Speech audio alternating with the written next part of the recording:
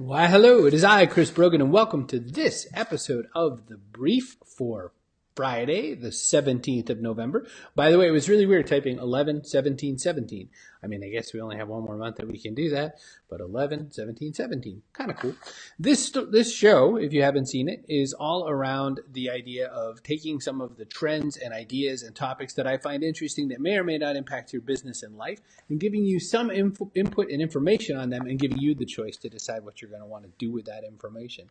As always, you don't have to take my word for it. You can go to chrisbrogan.com/CBM and click all the links for your own damn self, because why would you have to listen to me? If you want, you can just go right to the source if that's better for you. One of the first things I want to talk about is that American Express has done a deal with Ripple to do blockchain-based payments. So one of the interesting pieces of this storyline is that more and more and more financial institutions are not necessarily down for Bitcoin, but this is American Express doing blockchain-based transaction maintenance, handling this financial payments system. So this is an interesting project that they're doing with Ripple. I think it's definitely worth paying attention to, and most utterly something where I think that there's some impact to us coming really, really soon. One of the reasons I keep highlighting blockchain stories is that I know that you're still kind of going, I'm not so sure. I don't know what it means. But this was like 1994. This is what people were saying about the internet and the web. The difference between the web and blockchain is that the web is inherently sexy. It's media, it's information, it's fun, it's pizzazz. Blockchain's inherently boring. It's ledger stuff. It's anywhere where you have to have accountability. But the real secret, if you wanted the fastest, easiest ways to talk about what blockchain does in business for people, is it reinstalls trust. It reinstalls trust because everyone all has the same data, and there is so many applications for what that's good for. Anyway, moving on, this is pretty interesting to me. Google is now doing chatbot analytics. So they've launched a platform to let you know what your chatbot is seeing, what kinds of hits it's getting, and you can really get a better understanding of what people are doing and not doing with it by following through on this. This is pretty interesting stuff because you quickly get to learn where people are spending their time, where they're getting hung up, what kinds of activities they're taking. And the fact that when Google launches some analytics for something, you've got to know that there's an immense amount of people spending their time taking a look at it, which is why it's an interesting story to note that Google is now doing chatbot analytics. I'm not one for sharing stories where the storyline is about, dark future, terrible things are coming. But I do want to share this because I do find that there's some interesting things to think about in here. There's a new video out. It's a fictional video called, I think, Slaughterbots. And the next web says it makes the Terminator look like Disney. It's pretty spooky. And so in this video, and it's very brief, again, go to chrisbrogan.com/CBM to check it out. This video is talking about a future where the technology used to harm a bunch of people, a bunch of terrorists take control of a whole bunch of unmanned swarm drones. The drones have a very small shaped charge in them, and the drones basically swing up, hit you in the forehead, and blow your brains out, literally. And it's not told like a science fiction story. It's told like this is what's really happening. And you get that sense of, facial recognition plus this equals that. And again, I'm not a big fan of telling stories with future technology like this is going to end the world. But what it starts talking about is there's some interesting consequences to mixing and matching some of the new and emerging technologies that are out there. And I think that bears taking at least a little bit of a look at. Next up, smart speaker owners are increasingly using them instead of typing or swiping. So this is everything from Google Assistant to Cortana to Siri to she who shall not be named. But this big study says that unlike VR headsets or wearables, smart speakers are rapidly emerging as a mass market tool. I'll tell you, as far as trends go for this coming year, no question that the holiday season is going to show a ton more Amazon Echoes, Google Home Minis, and everything in between showing up under your various, Festivus logs or whatever. It is going to be quite the future for people getting smart speakers. And what that starts to teach you is it starts teaching you about ambient computing. Every time I look over here, what I'm looking at is Google Home and Amazon Echo Dot sitting beside themselves because I'm using them for testing. But I use them every single day, multiple times a day, to avoid having to type something, to ask a question that I could look up, but that I know that they can just read it to me really quickly audibly. Things like weather, things like setting timers, things like asking a Wikipedia question. I asked if somebody was still alive and turned out they weren't. So that's getting to be a bigger thing. So ambient computing. So what this means for you is if your eggs are all in the basket, if I just have a web page or I've got a web page and some email or something like that, we're going to get to the point where we're going to have to do some work on thinking about how an audible person is going to hear that. How is someone going to absorb the data that's on your page in an audio way? And what does that mean for how you design your site? There's a lot more to think about. I actually have another story a little further down about that. But first, it's hard for us sometimes to understand what artificial intelligence and working with AI and other things is going to look like. Here's an example of an algorithm, not really AI, but an algorithm making it easier to take a look at pneumonia and other stuff in x-rays. So this is a report in Futurity magazine, and this algorithm, which is called ChexNet, can diagnose pneumonia looking at these x-rays, and evidently it does it in such a bigger number of success than just a human taking a look at it alone. So this algorithm, which uses heat maps and other things, is outperforming radiologists. So, there's a lot of us thinking, hey, I would never really want a robot doctor, but it strikes me that there's going to be a lot of cases where augmented education, augmented reality, these sorts of things are going to become important. So we're going to see some changes in our future based on that. Next up, this is interesting because this is, sort of a coin kind of a thing. This is YouTube stars can now earn money through Brave's browser. There are these tokens that you can use with the Brave browser and send cryptocurrency, including basic attention tokens, to YouTubers. And so with this is an announcement of another kind of digital currency. But what's interesting is this may or may not be one of those useful tools that allows us to look at how are we going to pay people in this kind of economy where everything's just shattered and fragmented. What becomes sort of the Uber for entertainment? Right now, entertainers don't get a whole lot of money for what they do on YouTube, and YouTube is not doing a great job of helping them make money, even though they're making a lot of advertising money off of the back of people on YouTube. So YouTube has announced, hey, we know we're not doing really well by our creators right now, but they haven't really come up with anything especially solid for them to do.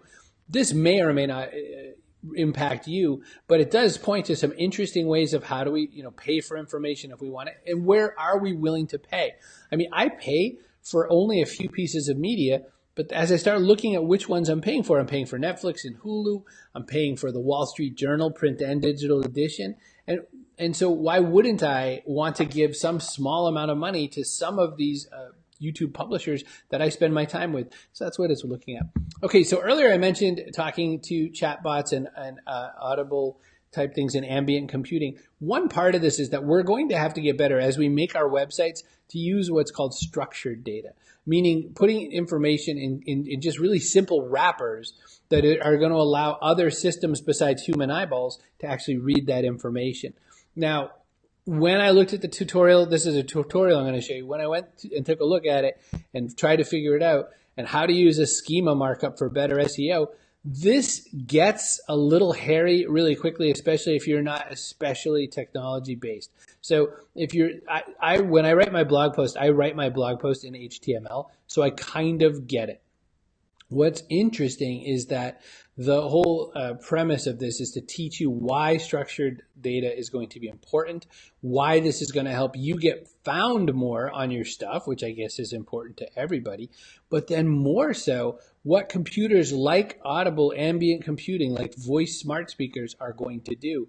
And so we walk through this, you start to see, in a world where Google is serving up a lot more of your content without anyone ever clicking to the page, how are you going to be the person that rules the top parts and maybe earns the click? How are you going to be the person that gets found? And so this structured data is, like I said, it's going to be a grinder for you to kind of get through it. If you're looking at learning something new, this one's hard, but I'll tell you that it's going to be worth it. It's going to be a very important thing.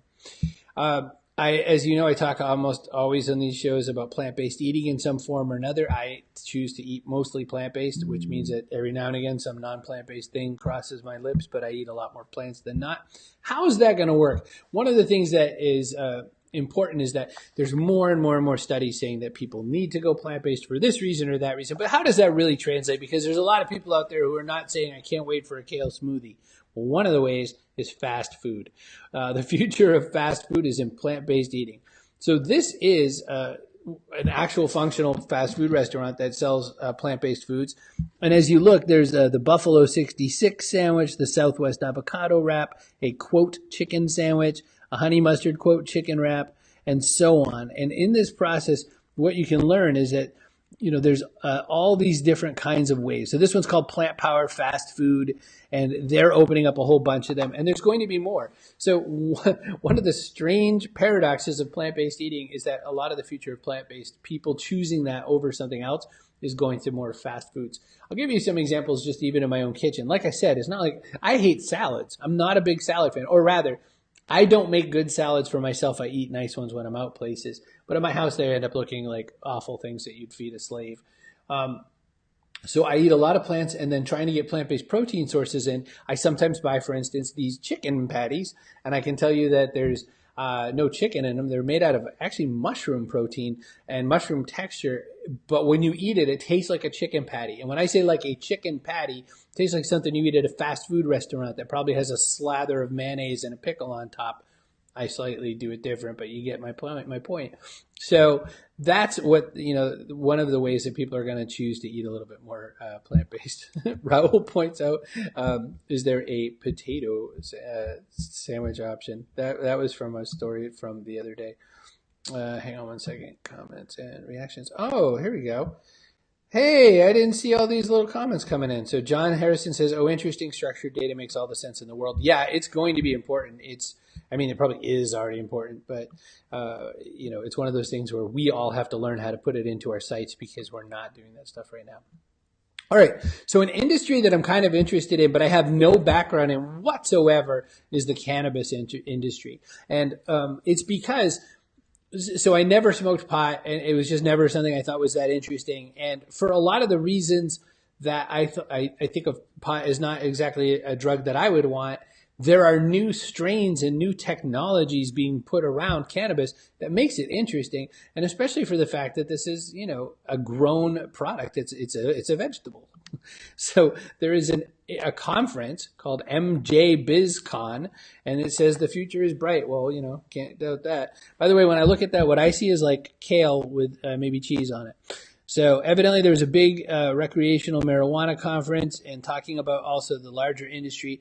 It says that there's a lot more information being shared at these sort of events. And it's a very strange industry right now, especially in the United States, because there are all kinds of state-born storylines going on. And then there's also the fact that the federal government doesn't yet actually allow for this in the United States. And so there are all kinds of situations where, for instance, banks won't accept currency if it's from a marijuana dispensary or anything like that. And so there are all kinds of really interesting business and legal and opportunities out there for people who want to look at that industry. And Lynette points out New Jersey can use the tax revenue for schools. Absolutely so. This is an interesting story. So Pixar has a new movie out. It's called Coco. My kids like to make the joke, oh, I think they're mispronouncing it. It's supposed to be Book of Life, because there was already a movie that kind of covered some of the same stuff. But Pixar's new movie, Coco, features a young boy visiting the land of the dead in Mexico, based on, kind of the legends of Dia de la Muerte. And this is the first Pixar movie. This movie just came out. It actually comes out, I guess, this weekend. But it hit Mexico City first and became the #1 Mexican release in the box office history. So Coco is coming out from Pixar, and it has already set a world record in Mexico. So Mr. Harrison points out, or just kindly says, yay, Coco. Oh, I've just broken everything. Hang on. How come I'm trying to click and drag it? There we go. Yay, Coco. User error. There is also another movie, Dia de la Muertes. Yeah, there are, a few, but it's so crazy to me that they just had Book of Life, and that everyone thought that was plenty fine, and then out of the blue, here comes this. All right, so I have John Harrison here, who's such a gaming person, and it is this is a interesting storyline here, which is just a game. And so go to justtypestuff.com, and you will see this. JustTypeStuff.com is a weird game where you type a word in, you hit enter. Come on, computer, don't fail me now. And boop, there comes a stuff. And then when the stuff shows up, you can basically move it around and wiggle it using your arrow keys. Now, admittedly, this isn't exactly an especially interesting game, but it's interesting that it's web-based, that it's pretty dynamic when it's not being run on my computer, which is processing something in the background, and kind of nuts. So JustTypeStuff.com. So Raul points out that for the movie Coco, the reason they went with Coco is because somebody already has a title, Dia de los Muertos. And Mr. David B. Thomas points out, hey, remember when there were actually two movies out at the same time about a person trapped in a phone booth by a sniper? I remember, I think it was it Colin Farrell? I think I remember the Colin Farrell one. I don't remember the other one, but there are lots of situations where these kinds of things happen, where very similar movies seem to be coming out at the same time. On the one side, you can blame Hollywood and say there's really not any really unique and original ideas. On the other hand, you could probably say that, who knows, maybe it's just a situation where we all kind of come to the same place at some different point. And if you want to check it out for yourself, Raul says, here's the link to the Dia de los Muertos thing. It's in the comments. All right, that's it. Hey, like I say, and as I always say, if you want to not have to deal with me, Chris Brogan, and you just want to look at these stories for yourself, you want to click through to any of the cool links I shared, like that cool game, go to chrisbrogan.com/CBM, and you will show up right here where you can pick this out just for yourself. It's chrisbrogan.com/CBM. And if you want to make a really cool video show like this for yourself, the best way to do it is using Ecamm Live. It's a Facebook Live for Mac, made by my friends Ken and Glenn. Ken lives kind of like right over there. His office is down here, and Glenn lives a few towns away. I've done work with these guys for a little while because I can't believe that this thing costs what it does. It's like $26, that it can do so many things, that I can just sort of drag and drop stuff back and forth and make it run and kind of make a really fun, cool live show. Now, the thing I don't show, this is just my laptop. The thing I don't show is that this has support for all kinds of other stuff. You can use external mics, of course, but you can also use all different kinds of cameras to do all kinds of cool, clever camera switching. I'm not doing that because it's just my goofy head and a website. But you could throw a DSLR onto this thing. You could do a lot of other stuff. There you go. That's a big old ad. So check out Ecamm Live because it's really damn cool. Hey, thank you so much for being here. As always, if you want to send me something, Chris at chrisbrogan.com. Always happy to check in with you. Thanks for being part of the show today. Thanks for being on the brief. Catch you later.